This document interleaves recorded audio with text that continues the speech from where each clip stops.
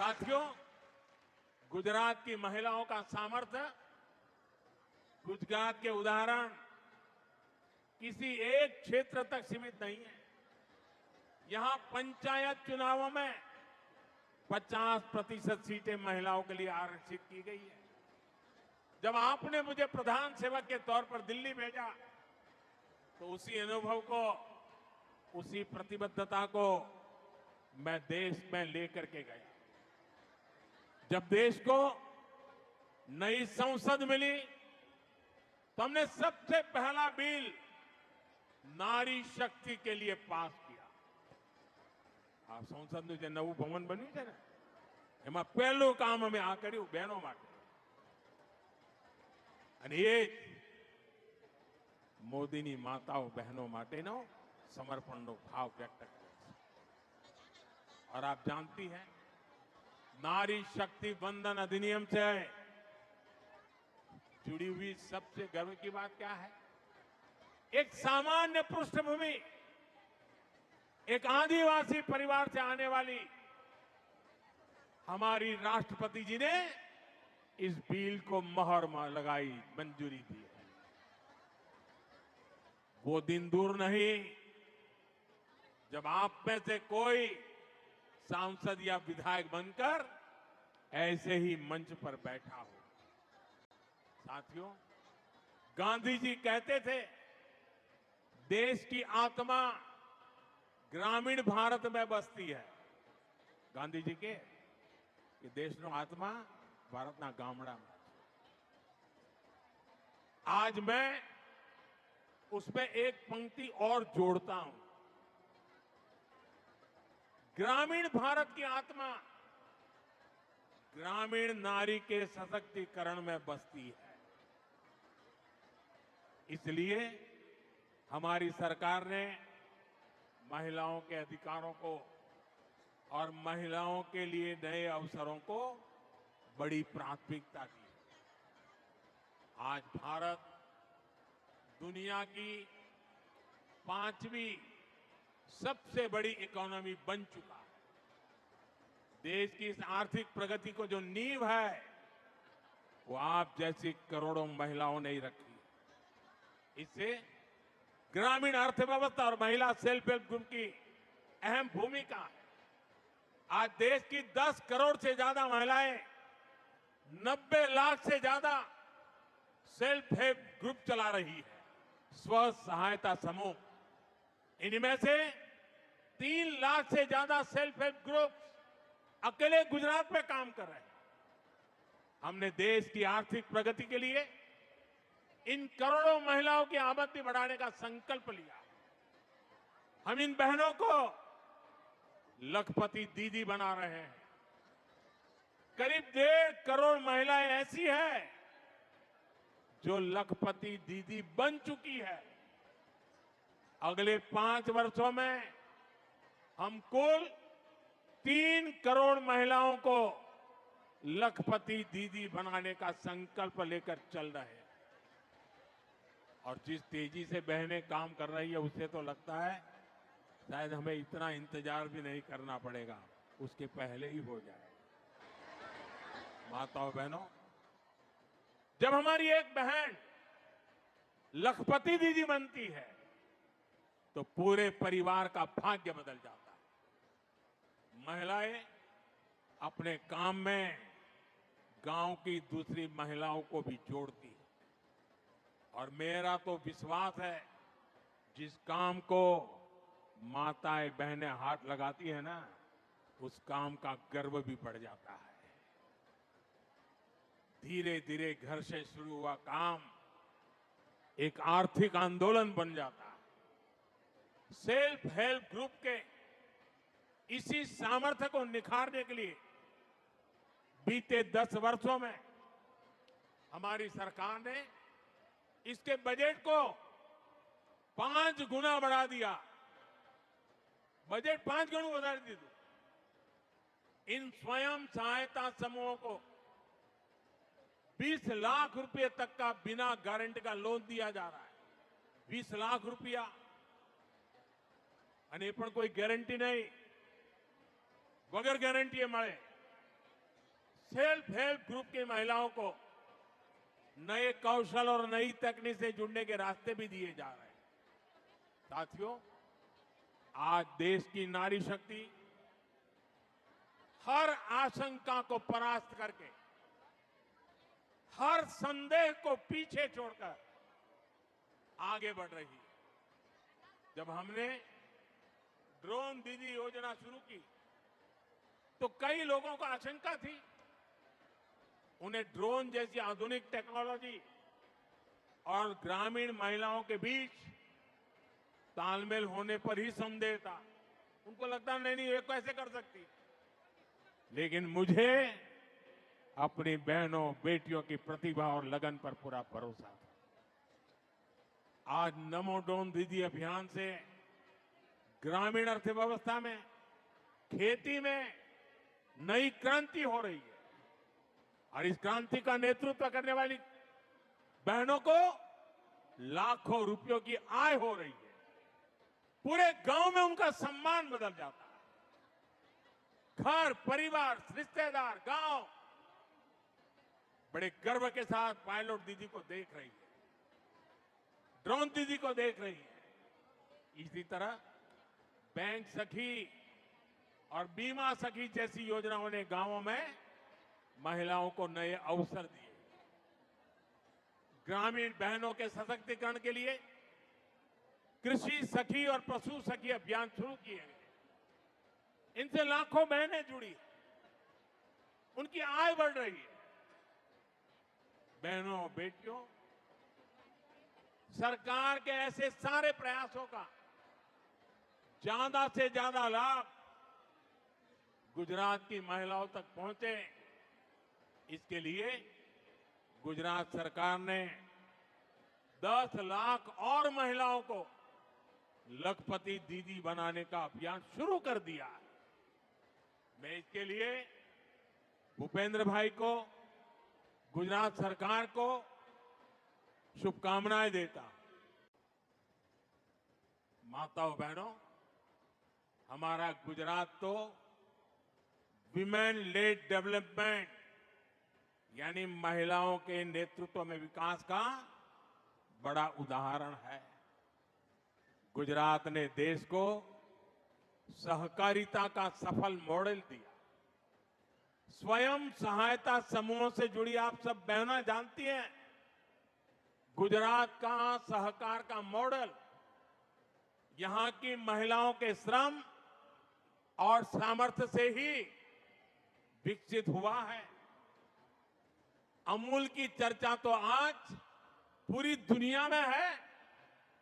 गुजरात के गांव-गांव से लाखों महिलाओं ने दूध उत्पादन को एक क्रांति बना दिया। गुजरात की बहनों ने न केवल खुद को आर्थिक रूप से सक्षम बनाया, बल्कि ग्रामीण अर्थव्यवस्था को भी नई ताकत दी। गुजराती महिलाओं ने ही लिज्जत पापड़ की शुरुआत की। आज लिज्जत पापड़ अपने आप में सैकड़ों करोड़ रुपए का एक ब्रांड बन गया है।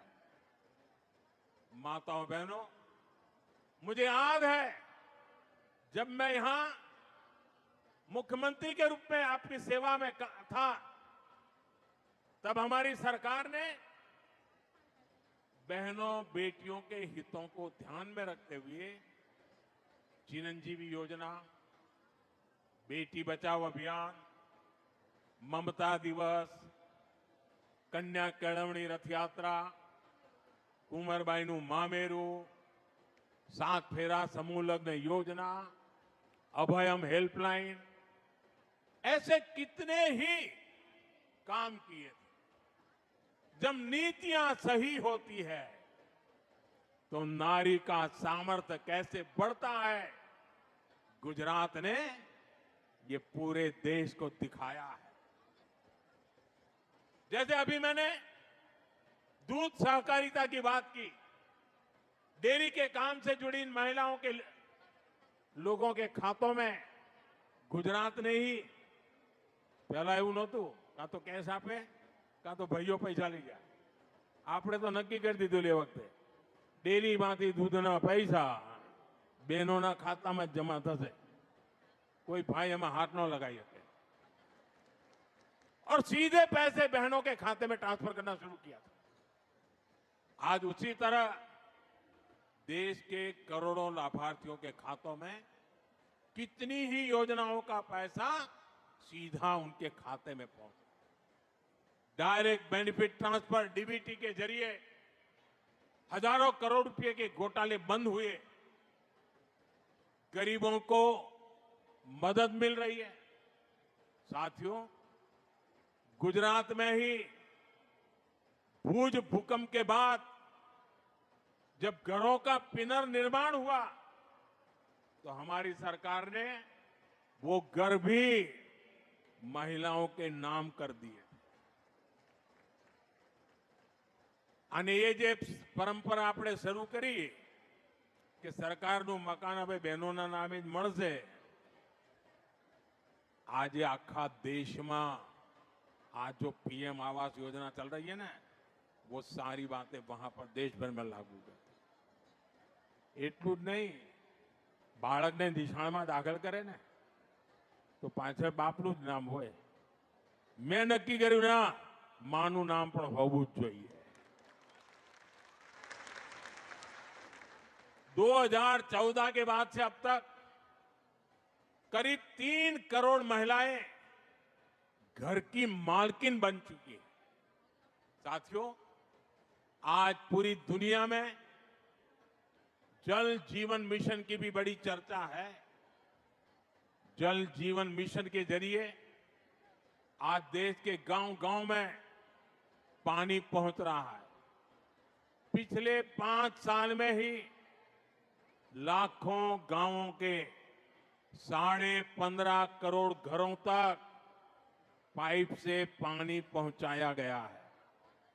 इतने बड़े मिशन की सफलता में महिला पानी समितियां, महिलाओनी पानी समितियों આપણે ગુજરાતમાં શરૂ કરી હતી, હવે આખા દેશમાં ચાલે છે। પાણી સમિતિઓને બડી ભૂમિકા નિભાઈ અને આ મહિલા પાણી સમિતિઓનું મોડલ ગુજરાતે જ આપ્યું છે। आज यही मॉडल पूरे देश में पानी के संकट को हल कर रहा है। साथियों, मैंने लाल किले से प्रधानमंत्री के बाद जब पहली बार मुझे लाल किले पर से देश को संबोधन करने का अवसर मिला था, और मेरे पहले संबोधन में मैंने एक चिंता व्यक्त की थी और मैंने कहा था कि जब बेटी शाम को अगर देर से घर आती है तो मां और बाप दोनों उसे नोच लेते, कहां गई थी, क्यों देर से आई, कहां थी, सैकड़ों सवाल पूछते हैं। और मैंने सवाल उठाया था कि बेटियां अगर बाहर से देर से आ जाए तो सैकड़ों सवाल तो पूछ लेते हो, लेकिन क्या कभी बेटा देर रात घर आता है तो कभी उसको भी तो पूछा करो, बेटे कहां गए थे, किसके पास थे, क्या कर रहे थे। महिलाओं के खिलाफ होने वाले अपराधों को रोकने के लिए, एक बेहतर समाज बनाने के लिए ये बहुत जरूरी है। बीते दशक में हमने महिला सुरक्षा को बहुत बड़ी प्राथमिकता दी। उनके खिलाफ होने वाले अपराधों को रोकने के लिए नियम कानूनों को हमने और सख्त बनाया। महिलाओं के खिलाफ गंभीर अपराधों की तेजी से सुनवाई हो, दोषियों को तेजी से सजा हो, इसके लिए फास्ट ट्रैक कोर्ट्स का गठन किया गया। अभी तक ऐसी करीब 800 कोर्ट्स, 800 जेटली नवी कोर्ट देश भर में स्वीकृत की गई है और इनमें से ज्यादातर ने काम करना शुरू कर दिया। इनमें रैप और पॉस्को से जुड़े करीब 3 लाख केस तेजी से निपटाए गए। બહેનો અને બાળકો સાથે જોડાયેલા આવા અપરાધોના 3 લાખ કેસ એમાં ચુકાદા લાવી દેવામાં આવ્યા। ये हमारी सरकार है जिसने रेप जैसे संगीन अपराध में बलात्कार करे ने हमें आवीने कायदो बदल्यो અને આવા પાપીને फांसीना माचड़े ज लटकावानो हो। फांसी की सजा ये हमने कानून बदला। हमारी सरकार ने 24/7 24 कलाक 365 दिवस विमेन हेल्पलाइन को मजबूत किया। महिलाओं के लिए वन स्टॉप सेंटर शुरू किए। देश भर में ऐसे 800 के करीब सेंटर चालू हो चुके। इनसे भी 10 लाख से अधिक महिलाओं को मदद मिली। साथियों, अब जो भारतीय न्याय संहिता देश में लागू हुई है, अंग्रेजों के काले कानून को हमने हटाया। देश की आजादी के 75 साल के बाद ये पुण्य कार्य करने का सौभाग्य आप सबने मुझे दिया। और क्या बदलाव किया? उसमें महिला सुरक्षा से जुड़े प्रावधानों को और ज्यादा सशक्त किया गया है। भारतीय न्याय संहिता में महिलाओं और बच्चों के खिलाफ अपराधों पर एक अलग अध्याय जोड़ा गया है। हम सभी की, पीड़ित बहनों की, समाज की ये शिकायत थी कि अपराध होने पर बेटियों को तारीख पर तारीख यही सिलसिला चलता है। न्याय का लंबा इंतजार करना पड़ता है। भारतीय न्याय संहिता में इसका भी ध्यान रखा गया है। बलात्कार जैसे जघन्य अपराधों में 60 दिन के भीतर आरोप तय हो, 45 दिन के भीतर फैसला सुनाया जाए, ये व्यवस्था बनाई गई है। पहले पीड़ित को पुलिस थाने आकर एफआईआर करवानी पड़ती थी, पुलिस स्टेशन जाना पड़े। अब नए कानून में कहीं से भी एफआईआर दर्ज कराई जा सकती है। इससे पुलिस को भी फौरन कार्रवाई करने में आसानी होती है। 0 एफआईआर के प्रावधान के तहत कोई भी महिला अपने ऊपर अत्याचार होने पर किसी भी पुलिस स्टेशन में एफआईआर दर्ज करा सकती है। एक और प्रावधान किया गया है कि अब रेप विक्टिम का बयान पुलिस ऑडियो वीडियो के माध्यम से भी दर्ज कर सकती है। इसे भी कानूनी मान्यता दी गई है। पहले मेडिकल रिपोर्ट में भी काफी समय लग जाता था।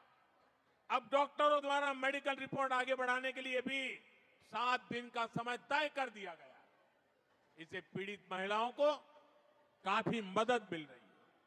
साथियों, ये जितने भी नए प्रावधान भारतीय न्याय संहिता में किए गए हैं, इनके परिणाम भी देखने को मिल रहे हैं। सूरत जिले का ही एक उदाहरण है। पिछले साल अक्टूबर में वहां एक बेटी के साथ गैंगरेप की दुखद वार्ता हुई। वारदात गंभीर थी।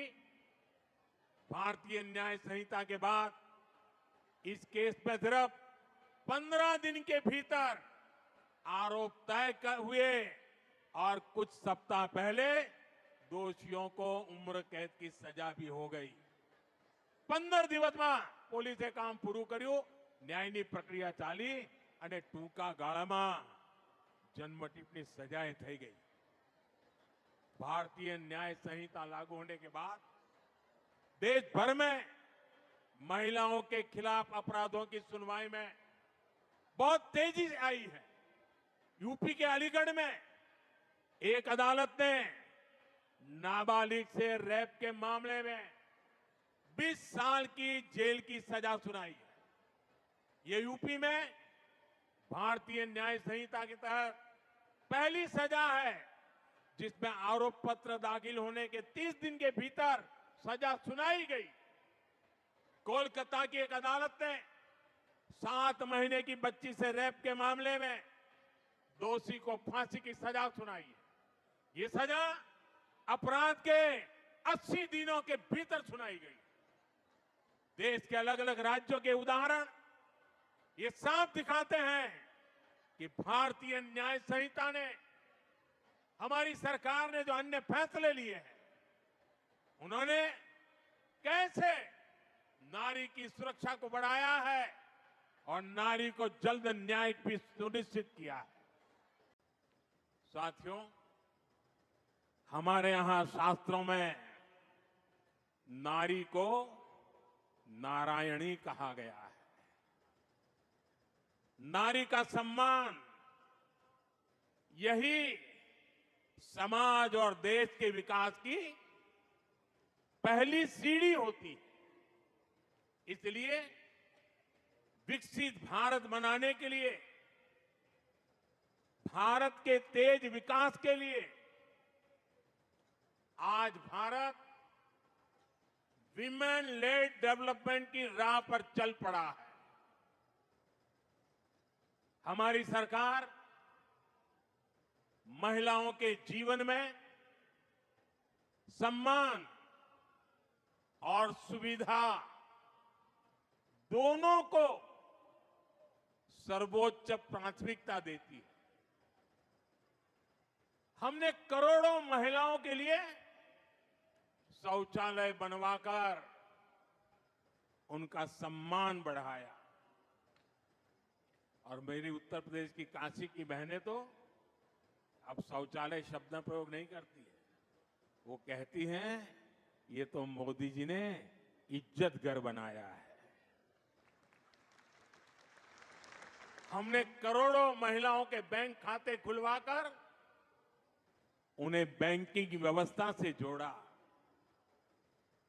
हमने उज्ज्वला सिलेंडर देकर उन्हें धुएं जैसी तकलीफों से भी बचाया। कामकाजी महिलाओं को पहले गर्भावस्था में सिर्फ 12 हफ्ते की छुट्टी मिलती थी, 12 अठवाडिया। सरकार ने इसे भी बढ़ाकर 26 हफ्ते कर दिया, 26 अठवाडिया। 3 तलाक के खिलाफ कानून की हमारी मुस्लिम बहनें बरसों से डिमांड कर रही थी। 3 तलाक के खिलाफ सख्त कानून बनाकर हमारी सरकार ने लाखों मुस्लिम बहनों का जीवन तबाह होने से बचाया है। जब कश्मीर में आर्टिकल 370 लागू था तो वहां की बहनें, बेटियां कई अधिकारियों से वंचित थी। अगर वो राज्य के बाहर किसी से शादी कर लेती थी तो पुश्तैनी संपत्ति पाने का उनका अधिकार छीन जाता था। आर्टिकल 370 की दीवार गिरने के बाद जम्मू कश्मीर में भी महिलाओं को वो सारे अधिकार मिले हैं जो भारत की बेटियों को, बहनों को मिलते हैं। भारत का हिस्सा होने के बावजूद भी मेरी माताएं, बहनें, बेटियां कश्मीर में उससे वंचित थी। और संविधान का डोल पीटने वाले लोग आंखें बंद कर करके बैठे थे। महिलाओं का अन्याय उनके लिए चिंता का विषय नहीं था।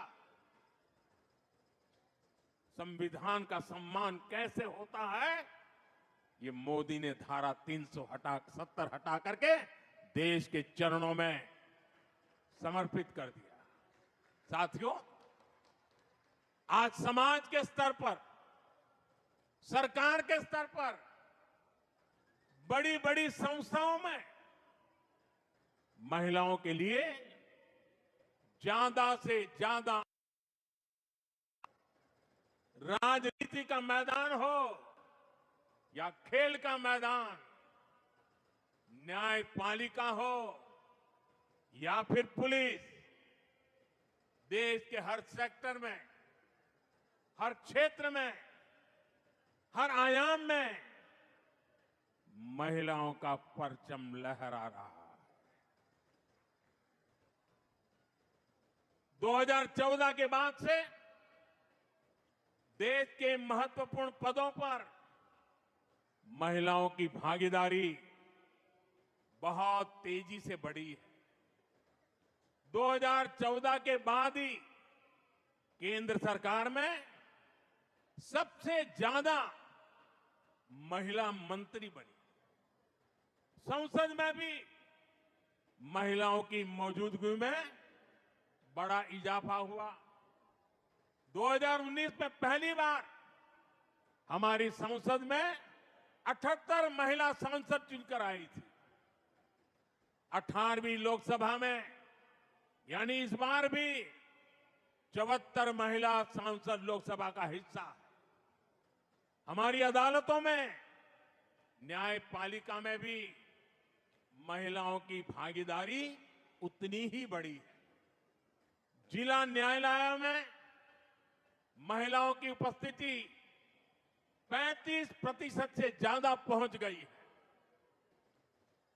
कई राज्यों में सिविल जज के तौर पर नई भर्तियों में 50% या उससे ज्यादा हमारी बेटियां ही चुनकर आई हैं। आज भारत दुनिया का तीसरा सबसे बड़ा स्टार्टअप इकोसिस्टम है। इनमें से करीब करीब आधे स्टार्टअप में कोई न कोई महिला निदेशक की भूमिका में है। भारत अंतरिक्ष में, स्पेस साइंस में अनंत ऊंचाइयों को छू रहा है। वहां भी ज्यादातर बड़े मिशन को महिला वैज्ञानिकों की टीम लीड कर रही है। हम सबको ये देखकर गर्व होता है कि आज दुनिया में सबसे बड़ी संख्या में महिला पायलट हमारे भारत में है।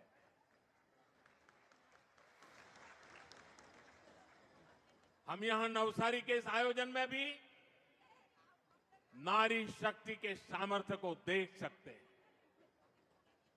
इस आयोजन की पूरी जिम्मेदारी महिलाओं ने संभाली है। इतने बड़े आयोजन की सुरक्षा में जो पुलिसकर्मी और ऑफिसर तैनात हैं, वे सबकी सब महिलाएं ही हैं। Constable, inspector, sub inspector, DSP से लेकर वरिष्ठ ऑफिसर्स तक यहां की सुरक्षा व्यवस्था महिलाएं ही संभाल रही है। ये नारी शक्ति के सामर्थ्य का ही उदाहरण है। अभी कुछ देर पहले मैं यहां स्वयं सहायता समूह से जुड़ी आप में से ही कुछ बहनों से भी बात कर रहा था। मेरी बहनों के वो शब्द, आप सबका ये उत्साह, ये आत्मविश्वास, ये दिखा रहा है कि भारत की नारी शक्ति का सामर्थ्य क्या है। ये दिखा रहा है कि भारत की नारी शक्ति ने कैसे देश की प्रगति की बागडोर थाम ली।